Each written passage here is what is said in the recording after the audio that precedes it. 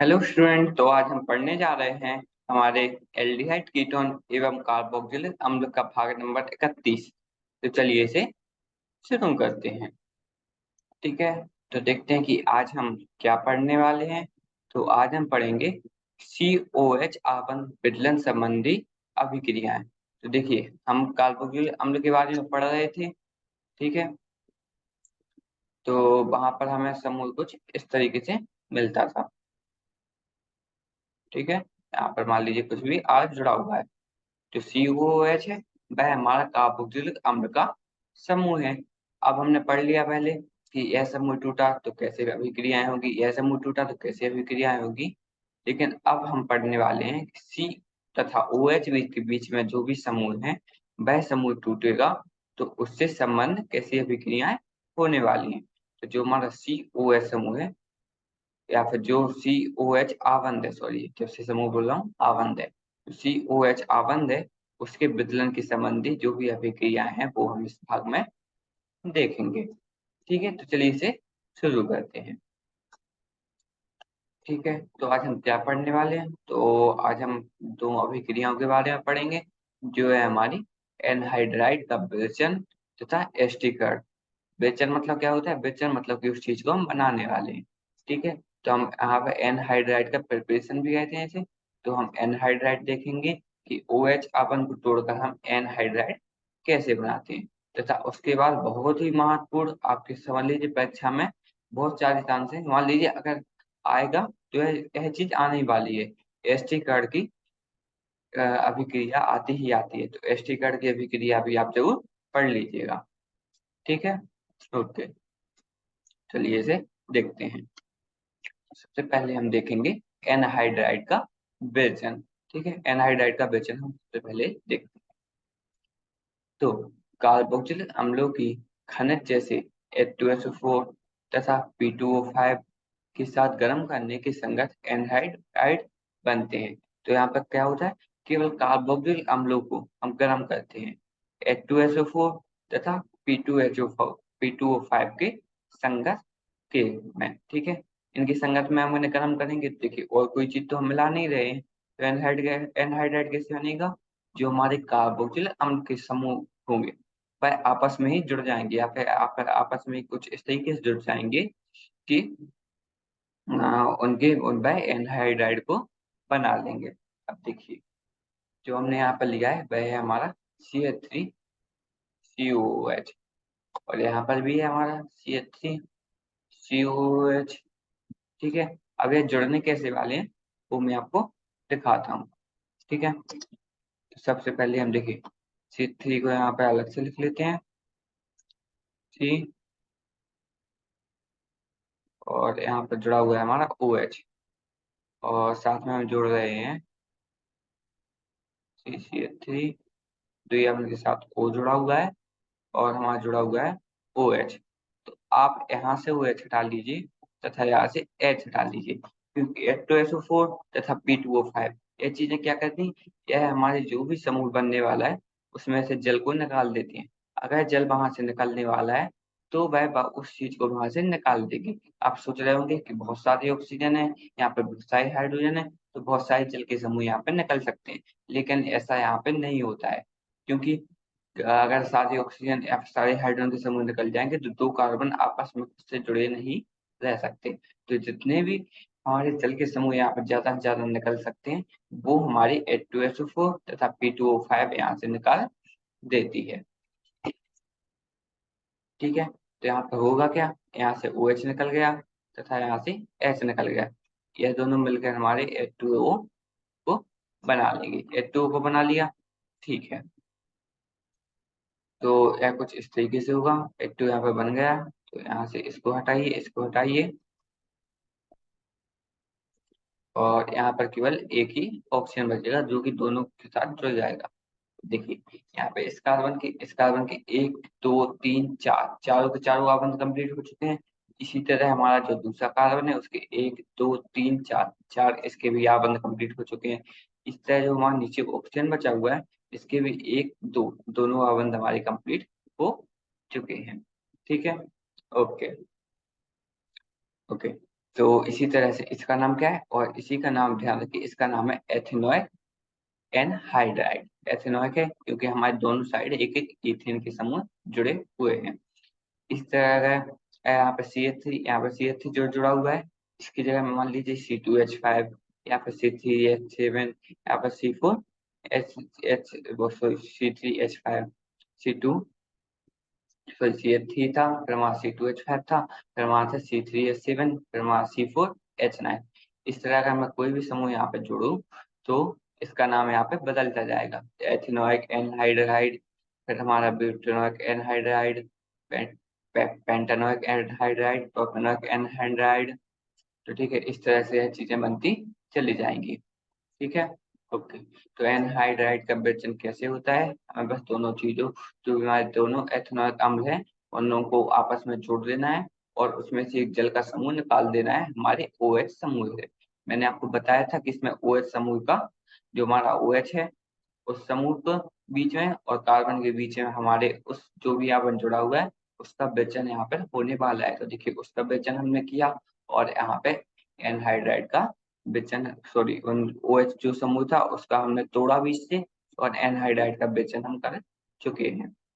ठीक है, चलिए आगे बढ़ते हैं। तो आगे हम पढ़ने वाले हैं हमारे एस्टिकरण की अभिक्रिया को। यह बहुत ही ज्यादा महत्वपूर्ण अभिक्रिया है, तो इसको बहुत ही ज्यादा ध्यान से पढ़िएगा। तथा यह अभिक्रिया मैंने आपको जैसे बता दिया कि परीक्षा में बहुत ज्यादा पूछी जाती है, तो इसको अच्छे से आप देख लीजिएगा। अब देखिए इसमें होता क्या है वो हम देखते हैं।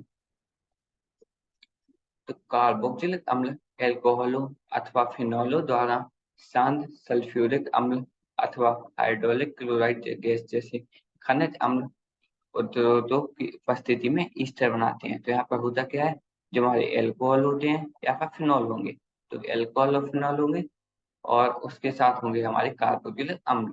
कार्बोक्सिलिक अम्ल लीजिए आप और उसके साथ लीजिए एल्कोहल या फिर फिनॉल। अब देखिए अम्ल मतलब क्या है, अम्ल मतलब है हमारा एसिड, एसिड है। और फिनॉल एल्कोहल और फिनॉल मतलब क्या है, हमारा बेस। ठीक है, तो एसिड तथा बेस, इन दोनों की मदद से हमारा तो क्या बनता था, यहाँ बनता था यहाँ पे लवण तथा जल। यह दोनों चीजें हमारे यहाँ पे बन जाती हैं। ठीक है, ठीक है। तो खनिज अम्ल जो हमें मिलेगा उसी को हम ईस्टर बोलते हैं, या फिर उसी लवण को हम ईस्टर बोलते हैं। ठीक है, तो यह बनता कैसे मैं आपको बताता हूँ। देखिए यहाँ पर हमने कार्बोक्सिल अम्ल ले ली, उसके साथ ले लिया मैंने एक एल्कोहल। ठीक है, अब मैंने आपको बताया सल्फ्यूरिक एसिड अथवा हाइड्रोजन क्लोराइड गैस, इसका हमें प्रयोग करना पड़ेगा क्योंकि हमें यहाँ पे H+ आयन की जरूरत है। ठीक है, H+ आयन जो हमारा है उसकी जरूरत हमें है, तो आप इन दोनों चीजों में से किसी भी चीज का प्रयोग कर सकते हैं। तो RCOH और ROH मिलके बना सकते हैं, हम बना लेंगे हमारे RCOR प्लस हमारा H2O निकल जाएगा। H2O कैसे निकला वो मैं आपको बताता हूँ। देखिए आज जो हमारा इस तरीके से था और हमारा ऐसे, तो एक था हमारा ROH। ठीक है, तो आप क्या कीजिए, या तो आप यहाँ से OH को हटा दीजिए और यहाँ से हाइड्रोजन को हटा दीजिए। ठीक है, तो देखिए बचेगा क्या क्या है यहाँ पे, RCOO और जो हमारा दूसरा R, इसको डैश मान लेते हैं, इसलिए हो जाएगा हमारा R डैश। यहाँ पे आप क्या कीजिएगा,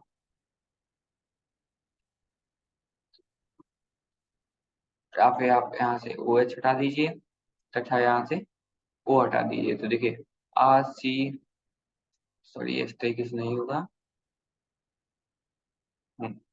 यहाँ से OH हटा दीजिए और यहाँ से एक एक H हटा दीजिए, तो यह हो जाएगा RCOO और R डैश। ठीक है, तो यहाँ पे RCOO R डैश यहाँ पे बन जाएगा। ठीक है, और इसके साथ हमारा जल का समूह यहाँ पे निकल गया है। अब इसको एक उदाहरण की मदद से मैं आपको समझाऊं। तो देखिए यहाँ पर मान लीजिए मैं लेता हूँ CH3COOH। यहाँ पे हम इसको इस तरीके से बना लेंगे COOH प्लस जो हमारा R डैश है, R डैश को मान लीजिए मैं C2H5 लेता हूँ, C2H5 इसके बाद हमारा है फिर OH। ठीक है, इस तरीके से बन जाएगा, हमारा बन जाएगा CH3COOH, और उसके अलावा हमारा C2H5OH। ओके, अब क्या कीजिए, मैंने आपको बताया, यहाँ से OH हटाइए और यहाँ से हमारा H हटा दीजिए। ठीक है, तो यह बन जाएगा हमारा CH3, फिर हमारा COO, फिर हमारा बचेगा C2H5 प्लस हमारा H2 यहाँ से निकल जाएगा। ठीक है, तो हमने CH3COOH, इसको हम कहते हैं इथेनोइक एसिड तथा हमने इथेनॉल, इथेनॉल क्या है हमारा C2H5OH, इसका प्रयोग किया और हमने बना दिया CH3COO, C2H5, और इसके साथ हमने एक जल का समूह भी निकाल दिया है। तो हमारा जो भी बना है CH3COO, C2H5, इसी को हम ईस्टर कहते हैं। ठीक है, तो ईस्टर हमारा कुछ इस तरीके से बनता है।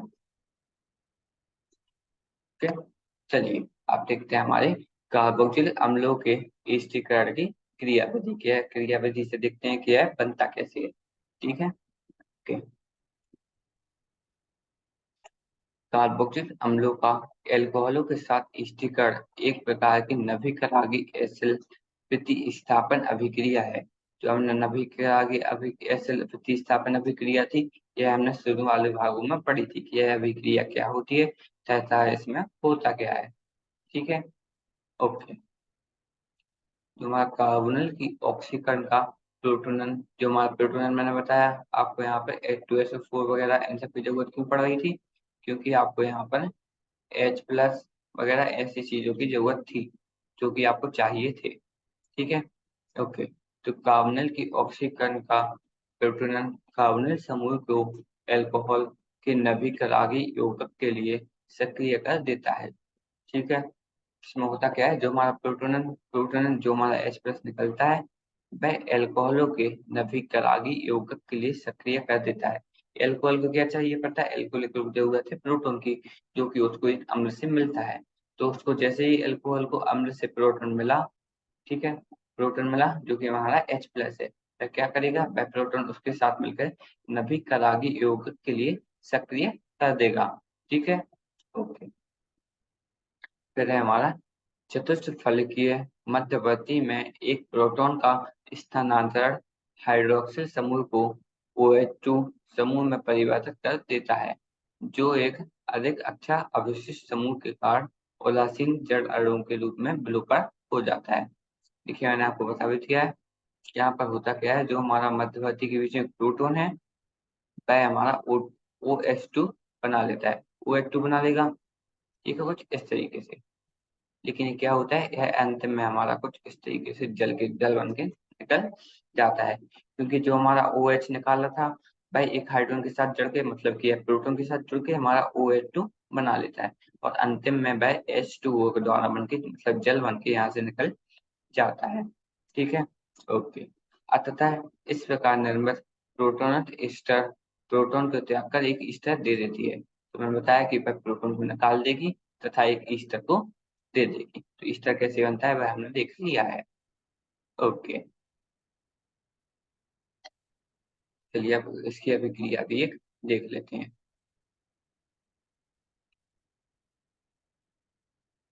ठीक है, तो यहाँ पे क्या दिया गया है, यहाँ पे दिया गया है हमें RCOH, यह है हमारा कार्बोक्सिलिक अम्ल। आप R की जगह पे कोई भी समूह लगा दीजिए और उसको बनाते जाइए, जो भी आपको अम्ल बनाने हैं। जैसे मान लीजिए R की जगह मैंने CH3 को लगाया, तो यह हमारी एथेनॉइक अम्ल बन जाएगी। इसके साथ जैसे ही मैं H+ को जोड़ देता हूँ, तो H+ क्या करेगा, मैंने आपको बताया था, उस आबंध को तोड़ के ऑक्सीजन के पास चला जाएगा। देखिए, तो सबसे पहले तो यहाँ पर H+ यहाँ पर आया, H+ आया, तो एक पॉजिटिव चार्ज यहाँ पे आ गया, क्योंकि एक आबंध इसका इसके साथ में जुड़ा हुआ है। तो 2 आबंध तथा 3 आबंध, ऑक्सीजन के पास कितने आबंध हो गए, 3 आबंध, मतलब कि एक प्लस का चार्ज उस पर रहने ही वाला है। ठीक है, तो यहाँ पर क्या है, देखिए यहाँ पर जैसे हाइड्रोजन यहाँ पे आया, फिर भी यहाँ पर एक प्लस का चार्ज है, और जो हमारा आर ओ एच था, उसमें ऑक्सीजन के पास भी हमारे 2 इलेक्ट्रॉन फ्री थे, और जो कि कार्बन को हमारी आकर्षित कर रहे थे।